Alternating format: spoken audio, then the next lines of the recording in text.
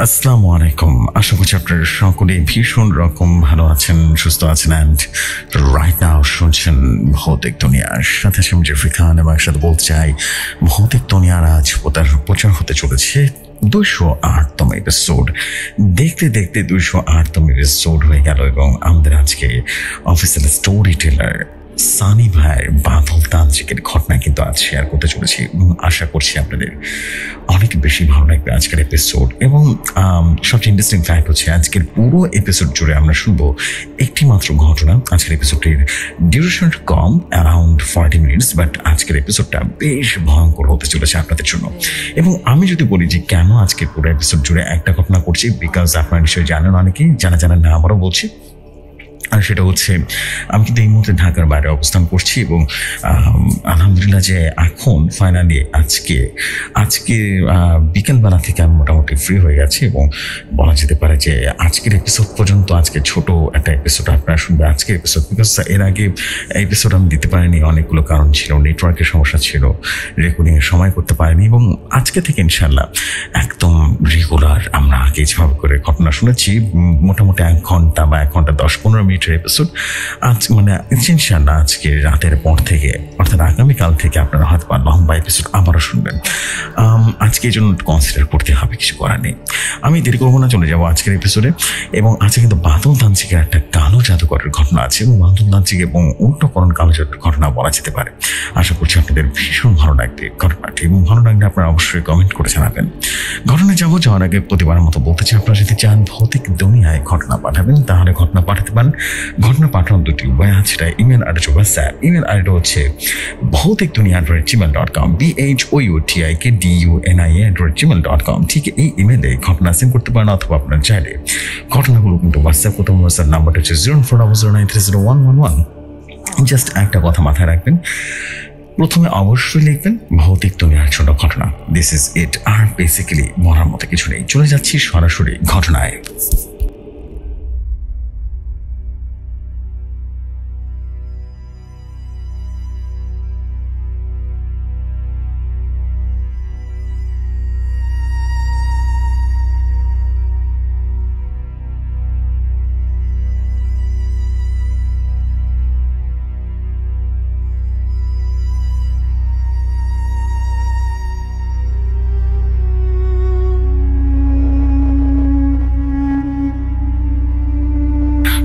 আমার কাছে যেভাবে এসেছে আমি ঠিক সেভাবেই পড়ছি। বাদল তান্ত্রিকের কালো জাদুর ঘটনা। আসসালামু আলাইকুম জেফরি ভাই, কেমন আছেন? সম্মানিত লিসনার্স বন্ধুগণ, আশা করি আল্লাহ তাআলার অশেষ রহমতে আপনারা সবাই অনেক বেশি ভালো আছেন। আমিও আল্লাহ তাআলার অশেষ রহমতে আপনাদের দোয়ায় অনেক ভালো আছি। আমি মোহাম্মদ সানি খান, দেশের বাড়ি গাইবান্ধা জেলা, বর্তমানে ঢাকার নারায়ণগঞ্জের কোন এক গার্মেন্টসের অপারেটর হিসেবে কর্মরত আছি। অনেক দিন পরে আজ আপনারা শুনতে চলেছেন বাদল তান্ত্রিকের এক ভয়াবহ ঘটনা, এবং ভয়াবহ এক উল্টোকরণ কালো জাদুর ঘটনা। আর আজকের ঘটনাটা একটু আলাদা হতে চলেছে, আর আপনাদের ঘটনার শেষ পর্যন্ত শোনার আগ্রহ আর একটু জন্মিয়ে দিন, তাহলে বুঝতে পারবেন যে ভাই বেশি কথা না বলে ঘটনার ভাবমূর্তি নষ্ট করব না। আপনারা ঘটনা শোনেন, তাহলে বুঝতে পারবেন। জেফরি ভাই, লেখায় কোনো ভুল ত্রুটি হলে ক্ষমা সুন্দর দৃষ্টিতে দেখবেন। চলুন তাহলে দেরি না করে সরাসরি প্রবেশ করি মূল ঘটনায়।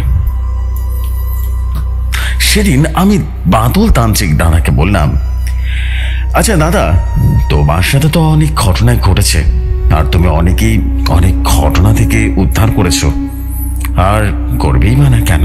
আসলে তুমি তো একজন তান্ত্রিক, আর তোমার কাজই তো মানুষকে উপকার করা, বিপদ আপদ থেকে রক্ষা করা। তখন বাদল তান্ত্রিক দাদা একটা হাসি দিলেন আর বললেন, আরে না দি ভাই, কথা তুই ঘুরিয়ে বেঁচে না বলে কি বলবি সরাসরি বলে ফেল। আচ্ছা, তোর বড় লাগবে না, আমি বলছি। আসলে তুই আজকে একটা কালো জাদুর ঘটনা শুনতে চাচ্ছিস, তাই তো? তখন আমি যেন হতভম্ব হয়ে গেলাম। তোতলাতে বাদল তান্ত্রিক দাদাকে বললাম, আচ্ছা তুমি কিভাবে বুঝলে? আমি তো তোমাকে একবারও বলিনি। আমি আজ কালো জাদুর ঘটনা শুনতে চাই, একবারও তো বলিনি। তখন বাদল তান্ত্রিক দাদা আবার একটা মুচকে হাসি দিয়ে বলা শুরু করলেন। আমি জানি এরকম অনেক কিছুই জানি, তোর বুঝি কাম নেই বুঝলি। কালো জাদুর ঘটনা শুনতে চাস কিনা বল। তখন আমি বললাম, হ্যাঁ দাদা, আসলে আমি আজকে কালো জাদুর ঘটনা শোনার জন্য অনেক অপেক্ষা করে আছি, আর মূলত তোমার কাছে এই কালো জাদুর ঘটনা শোনার জন্য আসা। তখন বাদল তান্ত্রিক দাদা বলল, আচ্ছা, তোকে কালো জাদুর ভয়ঙ্কর এক ঘটনা শোনাবো, কিন্তু ঘটনার মাঝখানে কোনো কথা বলতে পারবি না, কেমন? তখন আমি বললাম, আচ্ছা তুমি ঘটনা শুরু করো, আমি কোনো কথা বলবো না, আর কোনো প্রশ্ন করব না। তখন বাদল তান্ত্রিক দাদা বলতে শুরু করলেন। বলছেন, বাদল তান্ত্রিক, সেদিন আমি দুপুরবেলা আমার বাসার সামনে বসে আছি। এমন সময় হঠাৎ একটা লোক মোটর বাইক নিয়ে আমার বাসার সামনে এসে দাঁড়ালো, আর আমাকে উদ্দেশ্য করে সে লোকটা বলল, আচ্ছা ভাই, এটা কি বাদল তান্ত্রিকের বাসা? তখন আমি বললাম, এটা বাদল তান্ত্রিকের বাসা, আর আমি যদি খুব ভুল না করে থাকি, আপনি হয়তো আমাকে খুঁজছেন। আসলে আমি হচ্ছে সেই ব্যক্তি যার খোঁজে আপনি এখানে এসেছেন, আর আপনি আপনার সাথে করে একটা শয়তানকে নিয়ে এসেছেন বলেছি। তখন সে লোকটা তার পিছনে দেখতে লাগলো। তখন আমি একটা মুচকে হাসি দিয়ে বললাম, আর সেই লোকটাকে বললাম, আরে ভাই, আপনি কি খুঁজতে চলেছেন? আসলে আমি যেটা দেখতে পাই আপনারা তো সেটা দেখতে পান না, আর আপনি কি কেন আমাকে খুঁজছেন? তখন সে লোকটা কান্না করে দিল আর বলতে লাগলো, ভাই আমি অনেক কষ্টে আপনার ঠিকানা জোগাড় করেছি, আপনাকে অনেক কষ্টে খুঁজে পেয়েছি, আপনি আমার পরিবারকে বাঁচান, দয়া করে আমার পরিবারকে রক্ষা করুন। তখন আমি তাকে বললাম, আরে ভাই, আপনি শান্ত হয়ে বসুন, আমি আপনাকে দেখে বুঝতে পেরেছি ভয়ঙ্কর কিছু একটা ঘটতে চলেছে, তা না হলে শয়তানের কানে আসার কথা নয়। আচ্ছা আপনি শান্ত হন, এখানে বসুন, আর আপনার পরিবারের সাথে কি কি ঘটেছে সবটা আমাকে করবেন, কেমন? কোনো কিছু বাদ যাবে না, কোনো কিছু না, ইনশাল্লাহ। আমার যদি সাধ্যের মধ্যে থাকে তাহলে আমি অবশ্যই আপনাকে সাহায্য করব, ইনশাল্লাহ। আর আপনার নামটাই তো জানা হলো না। তখন সে লোকটা আমাকে উদ্দেশ্য করে বলল, আসলে আমার নাম মধু, আর আমার বাড়ির পাশের গ্রামে আমার পরিবারে আমার স্ত্রী, আমার ছোট ভাই বাবু, আর আমার 2 মেয়ে এবং একটা ছেলে আছে, সন্তান নিয়ে বসবাস করে। আর গ্রামে আমাদের একটা ইট ভিটা আছে, ইটের ব্যবসা করে বেশ ভালোই চলতে লাগলো আমাদের দিন। সেদিন আমার স্ত্রী আমাকে বলল, আমি একা সামলাতে পারছি না ঘর, এবার তোমার ভাইকে একটা বিয়ে করাও।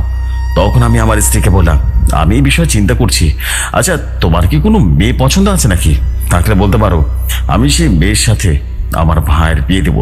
তখন আমার স্ত্রী বলল, আছে তো, আমার ছোট চাচার মেয়ে মালা আছে না, মালা, ওকে আমার বেশ পছন্দ, আর বাবুর সাথে বেশ ভালো মানাবে। তুমি যদি হ্যাঁ বলো তাহলে আমি আমার চাচার সাথে কথা বলবো। তখন আমি আমার স্ত্রীকে বললাম, আচ্ছা তুমি তাহলে তাদের সাথে কথা বলো, কেমন? এই বলে আমি বাড়ির থেকে বের হয়ে গেলাম এবং আমার ইট ভিটায় চলে গেলাম। আর সারাটা দিন কাজের পর আমি যখন বাড়ি আসলাম তখন আমার স্ত্রী আমাকে বলল, আমি চাচার সাথে কথা বলে ফেলেছি, তারা মালাকে বাবুর সাথে বিয়ে দিতে রাজি আছে, আর আমি বিয়ের দিন তারিখ পাক্কা করে রেখেছি একেবারে, আগামী শুক্রবার হবে ওদের বিয়ে। তখন আমি আমার স্ত্রীকে বললাম, আচ্ছা তুমি যেটা ভালো মনে করো সেটাই করো, সমস্যা নেই। আর এটাই ছিল আমার সবচাইতে বড় ভুল। কথা মতো শুক্রবার ওদের বিয়ে হয়ে গেল।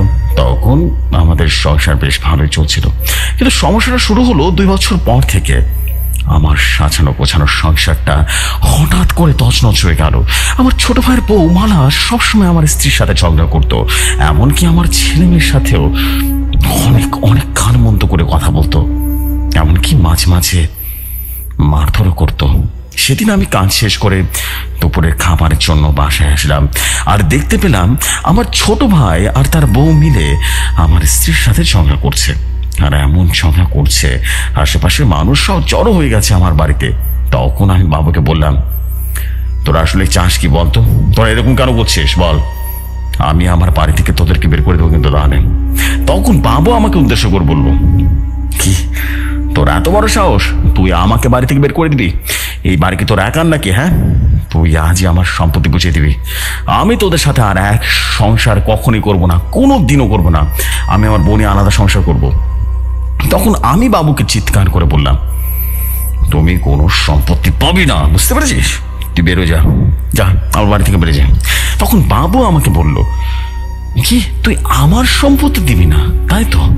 আর আমার বাড়ি থেকে চলে যেতে বলছিস? সমস্যা নেই, আমি আজই এই বাড়ি থেকে চলে যাব। আর আমার সম্পত্তি কিভাবে বুঝে নিতে হয় তা আমার ভালো করে জানা আছে। এই বলে বাবু ঘরের ভেতরে ঢুকলো, আর কিছুক্ষণ পর কাপড় চোপড় নিয়ে বেরিয়ে এলো। আর তার স্ত্রী মানার হাত ধরে বাড়ি থেকে বেরিয়ে যেতে যেতে বাবু আমাকে উদ্দেশ্য করে বলল, দেখি তুই কিভাবে এই বাড়িতে থাকিস, তোকে আমি দেখে নেব, মাথায় রাখিস। এই বলে বাবু গজগজ করতে করতে চলে গেল। আর কিছুদিন পর থেকে ঘটনার সূত্রপাত কি বলবো তান্ত্রিক মশাই, আমাদের সাথে ভয়ঙ্কর সব ঘটনা ঘটা শুরু হলো। সেদিন আমার বড় মেয়ে ময়না সন্ধ্যার সময় বাসনপত্র ধোয়ার জন্য বাড়ির পেছনে কলপারে গেল। আর কিছুক্ষণ পর ময়না চিৎকার করে উঠলো। আর আমি ময়নার চিৎকার শুনে আমি সাথে সাথে ঘর থেকে বের হয়ে চলে এলাম। আর কি যেটা দেখতে পেলাম সেটা দেখার জন্য একদম প্রস্তুত ছিলাম না।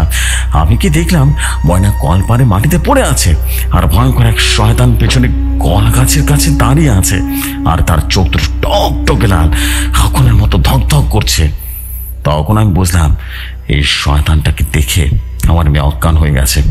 এইবার আমি আমার হাতে রাখা হারিকেনের আলোটা বাড়িয়ে দিলাম, আর চিৎকার করে বললাম, কে রে তুই, কে রে তুই, কে ওখানে? এরপর একটা হাসির শব্দ যেন ভেসে এলো কলা গাছের পেছন থেকে, এক অদ্ভুত হাসি, এবং হেসে বলল, এমন ভয়ঙ্কর হাসি শুনে আমি সাহস না হারিয়ে আরো চিৎকার করে বললাম, কে রে তুই? হ্যাঁ, কে ওখানে? তুই যে হোস না কেন, আমার বাড়ির মেয়েটিপূর্ণ ওষুধ দিয়েছিস কেন? চলে যা, চলে যা এখান থেকে বলছি। সে শয়তান তখন ভয়ঙ্কর একটা হাসি দিল আর বলল, আমি কেন এখান থেকে চলে যাব? আমি তো এখান থেকে আসতে চাইনি, আমাকে এখানে পাঠানো হয়েছে তোদের সবগুলোকে মেরে ফেলবো আমি। যেমন ভাবে তোর মেয়ের ঘর বটকে মেরে ফেলেছিলাম, ঠিক তেমন ভাবে তোদের সবাইকে হত্যা করব। যদি তুই বাঁচতে চাস তাহলে এই বাড়ি থেকে চলে যা। এই জায়গাটা আমার খুব পছন্দ হয়েছে, খুব। আজ থেকে আমি ছেলের শরীরেই থাকবো। এই বলে সে শয়তানটা কলা গাছের আড়াল থেকে বের হয়ে চলে গেল। এরপর আমি যেটা দেখতে পেলাম সেটা দেখার জন্য একদম প্রস্তুত ছিলাম না। আমি কেন, কোনো বাবাই সেটা দেখতে চাইবে না এমন ভয়ঙ্কর দৃশ্য দেখতে। আমি দেখতে পেলাম আমার ছেলে দুঃখু কলা গাছের আড়াল থেকে বেরিয়ে এলো, আর ছেলে দুঃখুর কি যেন চিবিয়ে চিবিয়ে খাচ্ছে। এরপর ভালোভাবে লক্ষ্য করে দেখতে পেলাম তার হাতের একটা মানুষের পচা কলা হাত, আর দুঃখ সে হাতটা চিবিয়ে চিবিয়ে খাচ্ছে। কি বিভৎস, আমি বোঝাতে পারবো না। এমন ভয়ঙ্কর দৃশ্য দেখার পর আমি আমার ছেলেকে একটা থাপ্পড় দিলাম, আর আমার থাপ্পড়টা খেয়ে দুঃখ অজ্ঞান হয়ে পড়লো, মাটিতে পড়ে গেল। এরপর আমি আমার স্ত্রীকে বললাম, তুমি ছেলেকে ঘরে নিয়ে যাও, আমি ময়নাকে নিয়ে আসছি। এরপর আমি স্ত্রী আমার ছেলে দুঃখ নিয়ে বাড়ির ভেতরে চলে গেল। এরপর আমি আমার মেয়ে নিথার মৃতদেহ বুকের সাথে জড়িয়ে ধরে চিৎকার করে উঠলাম, আর মেয়ের লাশটাকে নিয়ে বাড়ির উঠোনে রাখলাম, আর চিৎকার করে জোরে জোরে আবারও কান্না করলাম। আর কান্না করতে করতে আমার কান্না শুনে আশেপাশে মানুষ রীতিমতো চলে আসলো, আর আমার মেয়ের মৃতদেহ দেখে আমাকে মণ্ডল চাচা বলে উঠলো, আরে কিরে মধু, কিভাবে ঘটলো এমন ঘটনা বন্ধু? আর দেখে তো মনে হচ্ছে ঘাটটা ভেঙে ফেলেছে। তখন আমি মণ্ডল চাচাকে সমস্ত ঘটনা খুলে বললাম, যা যা ঘটেছে প্রথম থেকে সমস্ত ঘটনা খুলে বললাম, আর আমার ছেলের ঘটনাটা তাকে খুলে বললাম। তখন মণ্ডল চাচা আমাকে উদ্দেশ্য করে বলল, ঘটনাটা শুনে যা মনে হচ্ছে তোর মেয়ের মৃতদেহ দেখে আমি যেটা বুঝতে পারছি এটা সাধারণ বিষয় না, এখানে কোনো ভয়ঙ্কর সাধারণের নজর পড়েছে, বুঝলি? তাহলে তেমন কোনো কথা না, কোনোভাবে কথা না। আর যাই হোক, এই বিষয়ে কাল কথা হবে, ঠিক আছে? আগে আগে ময়নার মৃতদেহটা দাফন করার ব্যবস্থা কর, কাজটা শেষ করতে হবে, ঠিক আছে? কি বলো সবাই? এই বলে মণ্ডল চাচা সবাই মিলে আমার মেয়ের লাশটা দাফন করে শেষ করলাম। আর সবাই চাচার মতো বাড়িতে চলে গেল। এরপর মন্ডল চাচা যাওয়ার সময় আমাকে বলে গেল, বধু তুমি তুমি আজকে রাতটা একটু সাবধানে দিও, কেমন? আর রাতে বাড়ি থেকে বেরোবে না, আমার কোনো একটা ব্যবস্থা করা যাবে। এই বলে মন্ডল চাচা চলে গেল। এরপর আমি আমার স্ত্রীকে বললাম, আচ্ছা তুমি আয়েশাকে তোমার সঙ্গে রাখো, ঠিক আছে? আজ আমি আমার দুঃখের সাথে ঘুমাবো, বলা তো চায় না আবার কি ঘটে যায়। এরপর আমার স্ত্রী আর আমার ছোট মেয়ে আয়েশা পাশের ঘরে গেল ঘুমানোর জন্য, আর আমি আমার ছেলে দুঃখের সাথে থাকলাম। আর দেখতে পেলাম দুঃখ তখন অজ্ঞান হয়ে ঘুমিয়ে আছে। এরপর আমি দুঃখের পাশে শুয়ে পড়লাম আর মনে মনে এসব কি কি ঘটনা ঘটতে লাগলো, কি যেদিকে কি হয়ে গেল এসব ভাবতে লাগলাম। কখন যেসব ভাবতে ভাবতে ঘুমিয়ে পড়েছিলাম, আমার ঘুম ভাঙলো হঠাৎ এক শব্দে। আমার রুমের দরজাটা খুলে কে যেন বাইরে যাচ্ছে। আমি বিছানার হাত ঝুলিয়ে বুঝতে পারলাম দুঃখ বিছানায় নেই। তখন আমার বুকের ভেতরটা যেন মোচড় দিয়ে উঠলো, আর আমি সাথে সাথে বিছানা থেকে নেমে পড়লাম আর দেখতে পেলাম ঠিক দরজার খোলা। এরপর আমি সাথে সাথে বাইরে বের হলাম আর দেখতে পেলাম আমার ছেলে দুঃখ গম গম করে হেঁটে বাড়ি থেকে বের হয়ে গেল। জেফরি ভাই বাদল তান্ত্রিক দাদা আমাকে উদ্দেশ্য করে বলল, বুঝলি দাদু ভাই, তখন মধু আমাকে বলল, বুঝলেন মশাই, আমার ছেলে বাড়ি থেকে বের হওয়ার সাথে সাথে আমিও বের হো না তার পিছু পিছু, কিন্তু আমি বের হয়ে আমার ছেলেকে কোথাও দেখতে পেলাম না। এরপর আমি তাকে আশেপাশে খুঁজতে লাগলাম, অনেক খুঁজলাম, আর হঠাৎ করে দেখতে পেলাম আমার ছেলে দুঃখ কবরস্থানের দিকে এগিয়ে যাচ্ছে। আর এই কবরস্থান আমার মেয়েকে দাফন করেছি ঠিক সেখানে। এরপর আমি আমার ছেলে দুঃখর পিছিয়ে পিছিয়ে চলতে লাগলাম। সেদিন ছিল অমাবস্যার রাত, চাঁদটা যেন ক্লান্ত ভাবে ঝুলে পড়েছিল। নিকষ কালো অন্ধকার, খুটখুটে অন্ধকার ছিল, আর আকাশে কালো কালো মেঘ যেন জমা পড়েছে, আর মাঝে মাঝে মেঘের আড়ালে চাঁদ যেন ঢাকা পড়ে যাচ্ছে। পরিবেশটা কেমন যেন ভুতুড়ে লাগছিল জানেন, আর পরিবেশটা ভয়ঙ্কর নিস্তব্ধতায় যেন ভরে উঠেছিল। এমন সময় ঝপ করে একটা শব্দ হলো। কবরস্থানের ছোট দেওয়ার পর কবরস্থানের ভিতরে ঢুকে পড়লাম দুঃখ এবং আমি একসাথে ঢুকলাম। এরপর আমি কবরস্থানের দেয়ালের পাশে দাঁড়িয়ে পড়লাম। দেখতে পেলাম আমার ছেলে কবরস্থানের ভিতরে ঢুকে কি যেন করছে। এরপর ঘটনাটা যেটা ঘটলো সেটা কোনো মানুষের পক্ষে করা সম্ভব নয়, এবং আমার 10 বছর বয়সী ছেলে এমন ভয়ঙ্কর কাজ কিভাবে করতে পারে আমি কল্পনাও করতে পারিনি। আমি দেখতে পেলাম দুঃখ আমার বীর কবরের সামনে গিয়ে থেমে গেল, আর কবরের মাটি দু হাতে সরাতে লাগলো। একটা সময় সমস্ত মাটি সরিয়ে আমার বীর লাশটা দু হাতে কবর থেকে বের করলাম, আর আমার বীর লাশটা খুবলে খুবলে খুবলে খুবলে খাওয়া শুরু করলো, আর ভয়ঙ্কর একটা হাসি দিল। কি বিভৎস সে হাসি আমি বোঝাতে পারবো না, এক বিভৎস হাসি দিল আর বলল,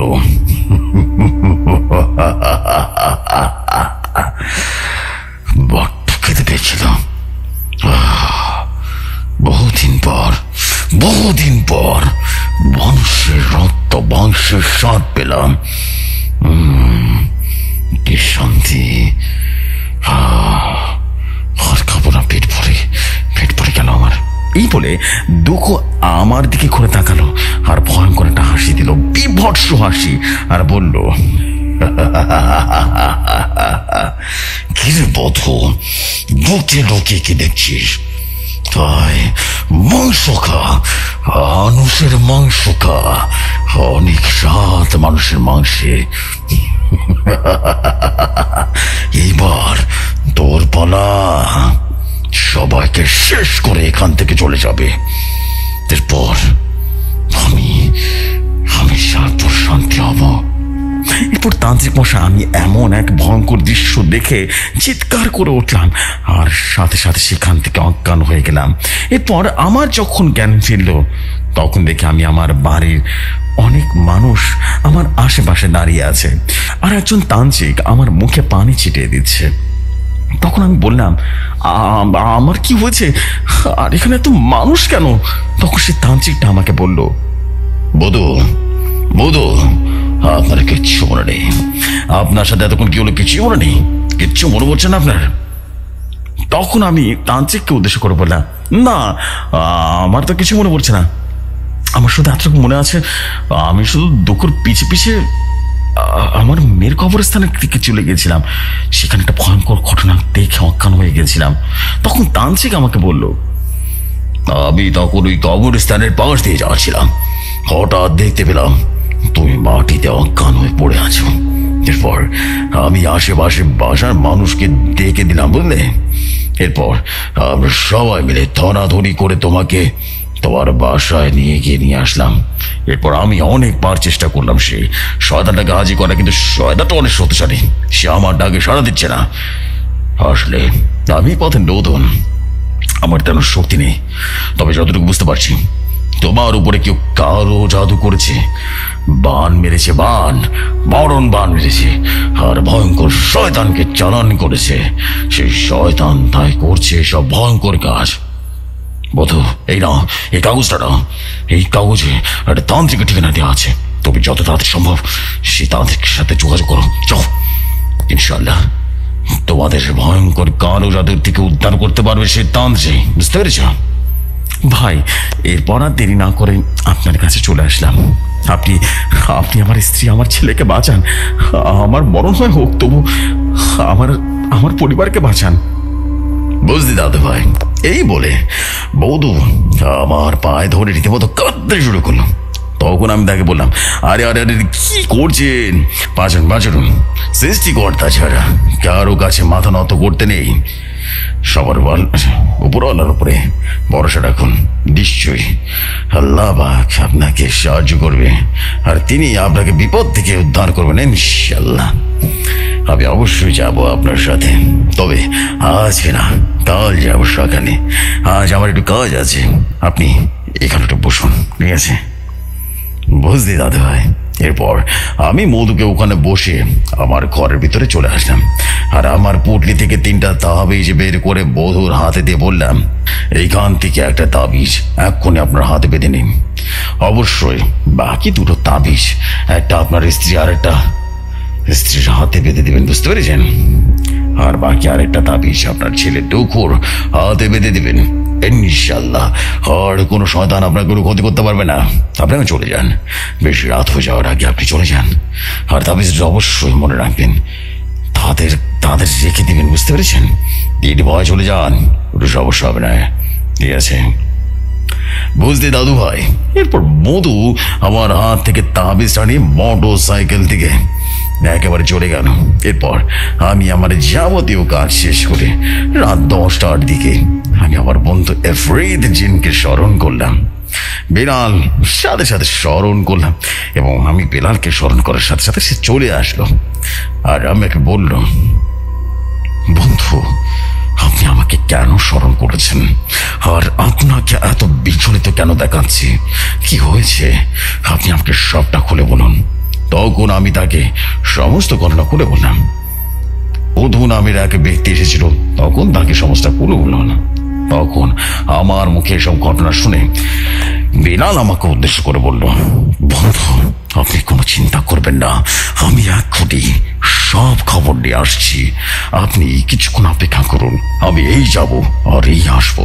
এই বলে বেলাল অদৃশ্য হয়ে গেল। প্রায় 30 মিনিট পর বেলাল আমারও চলে আসলো, আর এসে আমাকে যে ঘটনাটা শুনলো না দাদু ভাই, সেই ঘটনাটা শুনে আমি একদম আশ্চর্য হয়ে গেছিলাম। কারণ ভাই তার আপন ভাইকে সম্পত্তির লোভে এরকম নৃশংসভাবে কালো জাদু করতে পারে তা আমার জানা ছিল না। সম্পত্তি কিভাবে মানুষকে ধ্বংস করে নেয়। জেফরি ভাই বাদল তান্ত্রিক আমাকে উদ্দেশ্য করে বলল, ইরাদি ভাই, কি বলতে চাচ্ছি কিছু বুঝতে পারছো? তখন আমি দাদুকে বললাম, দাদু, আমার মনে হচ্ছে মধুমি আর ছোট ভাই বাবু এরকম ভয়ঙ্কর কালো জাদুটা করেছে। তখন বাদল তান্ত্রিক বলল, তো ঠিক বলেছ। আসলে বাবু সম্পত্তির লোভে পড়ে তার নিজের আপন ভাইয়ের পেটের ভাইকে রীতিমতো কালো জাদু করেছিল। এই দুনিয়ায় কাউকে বিশ্বাস করতে নেই নাতি ভাই। নিজের আপন ভাই হইলে কি হবে? সে তার নিজের ভাইয়ের উপরই কালো জাদু করেছিল। হায় রে আজব দুনিয়া, হায় রে। বেলাল গম্ভীর মুখ ধরে দাঁড়িয়ে আছে। তখন আমি বেলালকে উদ্দেশ্য করে বললাম, বন্ধু, আপনি কিছু কি জানতে পেরেছেন? তখন বেলাল আমাকে বলল, আমি অনেক কিছু জানতে পেরেছি। আসলে বধুর ভাই বাবু আর তার স্ত্রী মিলে তান্ত্রিককে সাহায্য করে এবং মধু তার পরিবারের উপরে কালো জাদু করেছে এবং ভয়ঙ্কর একটা ঘোর পিশাচ জিনের সর্দারকে চালান করেছে। আর এই ঘোর শয়তান চালান করতে ব্যবহার করা হয়েছে বধুর ছেলেকে এবং তার শরীরের কাপড়ের অংশ দিয়ে করা হয়েছে। আর একটা কালো মহিষ বলি দিয়ে এই বাড়িতে চালান করা হয়েছে। আর কাল রাতে শয়তানগুলো আসবে আর সবাইকে শেষ করে দেবে, দুঃখকে নিয়ে চলে যাবে। তখন আমি বেলালকে বললাম, তাহলে কি শয়তানের হাত থেকে আমরা তাদেরকে বাঁচাতে পারবো না? তখন বেলাল আমাকে বলল, বন্ধু আপনি কি ভয় পাচ্ছেন নাকি? নীল দানব তো আছে, আমি তো আছি। ইনশাআল্লাহ আমরা পারবো সেই শয়তানকে হারাতে।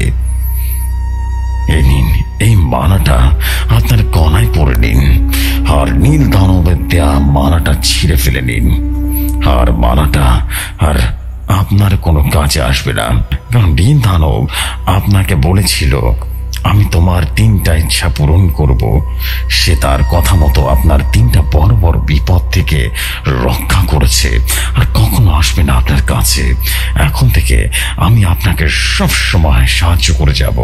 এই বলে বেলাল আমাকে 4টি তাবিজ দিল আর বলল, এই তাবিজগুলো মধুদের বাড়ি থেকে উদ্ধার করেছি। আর একটা তাবিজ উদ্ধার করতে এখনো পারিনি, কারণ ওই তাবিজটা একটা লাশের মুখের ভেতরে ঢুকিয়ে দিয়ে লাশের মুখটা সেলাই করে দেওয়া হয়েছে। আর সেই তাবিজটা উদ্ধার করতে পারলে শয়তানটা শেষ হয়ে যাবে।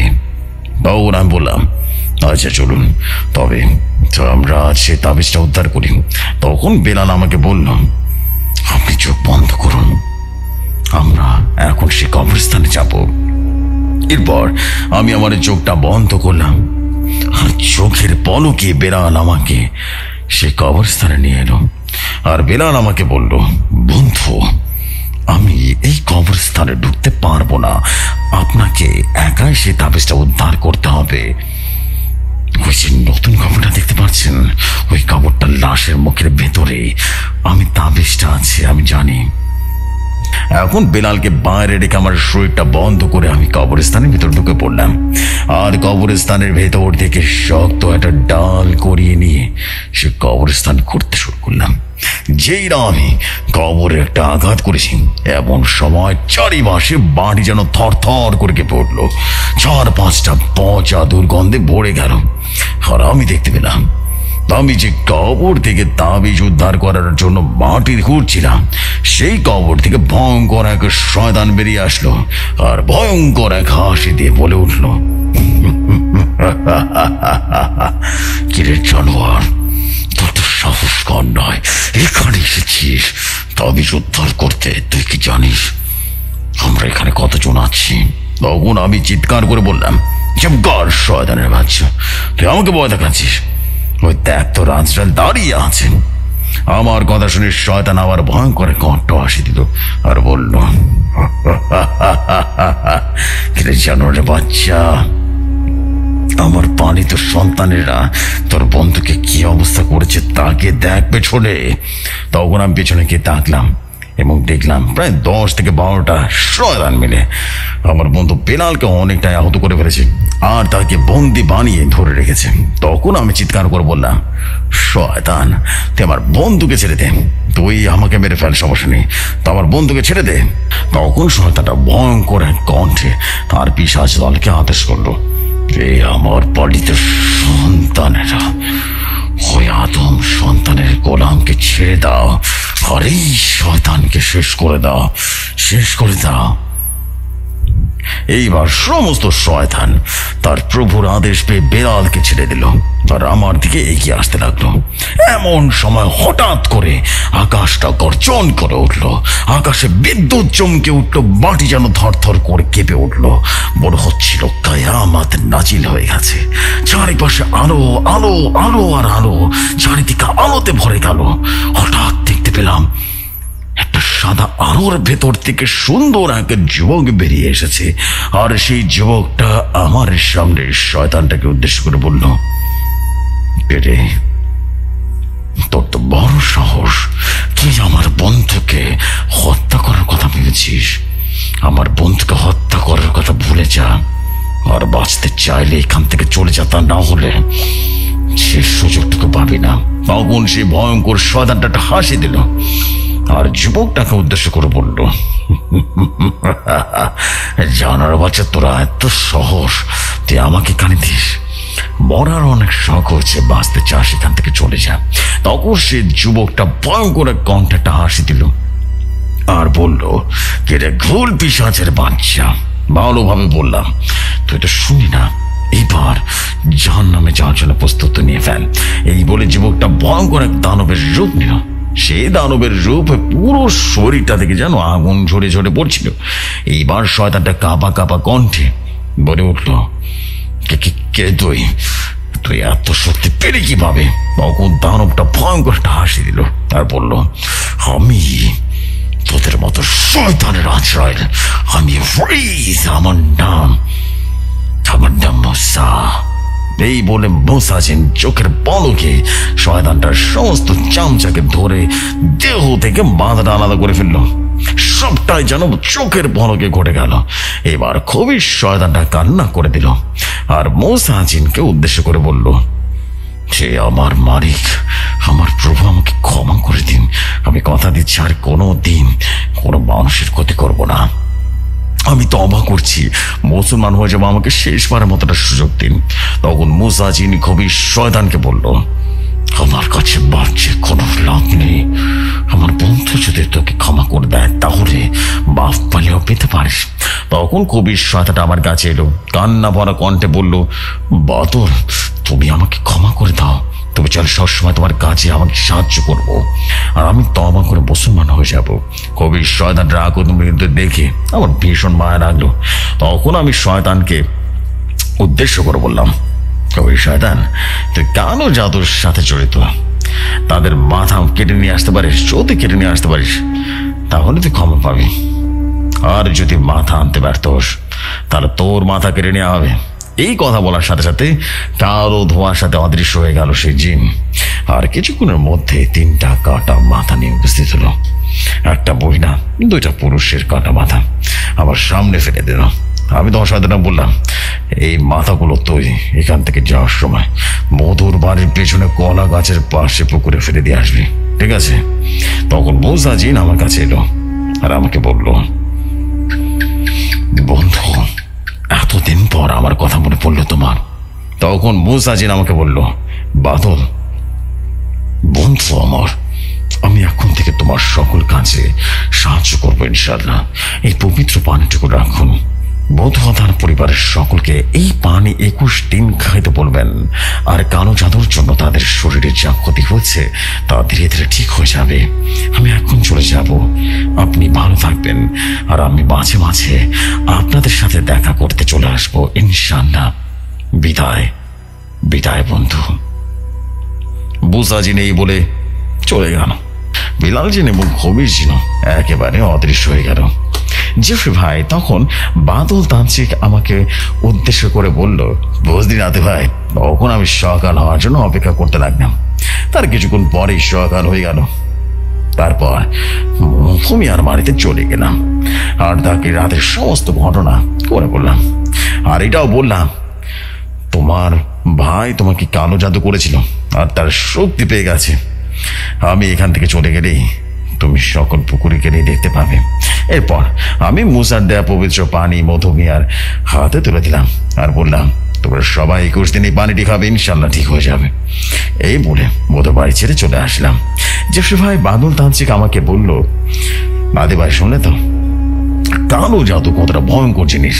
আর যারা কালো জাদু করে বা কাউকে নিয়ে কালো জাদু করায় তারা সত্যি নফরমানি করে থাকে আল্লাহর সাথে। আর মৃত্যুর পরে তাদের স্থান সরাসরি জাহান্নামে হবে। আর আমি তান্ত্রিক হলেও কখনো কারো ক্ষতি করার চেষ্টাও করিনি আর কখনো করবো না। যতদিন বেঁচে থাকবো মানুষের সহযোগিতা করে যাব।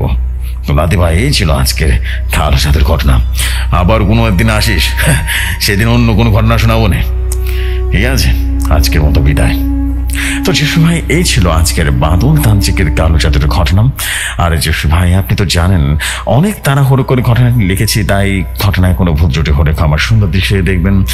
ইনশাআল্লাহ বাদল তান্ত্রিকের ঘটনা আরো পাবেন। মাঝখানে একটু সমস্যা থাকার কারণে বাদল তান্ত্রিকের ঘটনা লিখতে পারেনি। আবারও শুরু করেছি নতুনভাবে। ইনশাআল্লাহ আবারও বাদল তান্ত্রিকের ঘটনা শুনতে পারবেন সবাই। সবাই ভালো থাকবেন, সুস্থ থাকবেন, সবাইকে সুস্থ রাখবেন, আর আমার জন্য দোয়া করবেন আমি যেন প্রতিনিয়ত আপনাদের এরকম ভয়ঙ্কর সব ঘটনা কালেক্ট করে শোনাতে পারি ভৌতিক দুনিয়ার মাধ্যমে।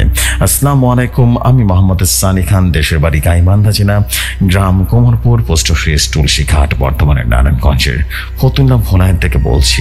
আল্লাহ হাফেজ সবাইকে।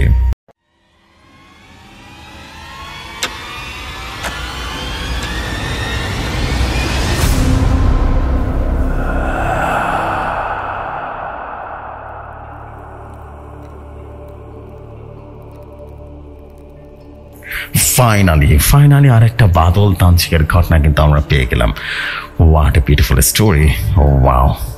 অ্যান্ড মন জুড়িয়ে গেছে, এবং মনের মতো একটা স্টোরি যখন আসলে পাওয়া যায় না, তখন মনটা ঠান্ডা হয়ে যায়।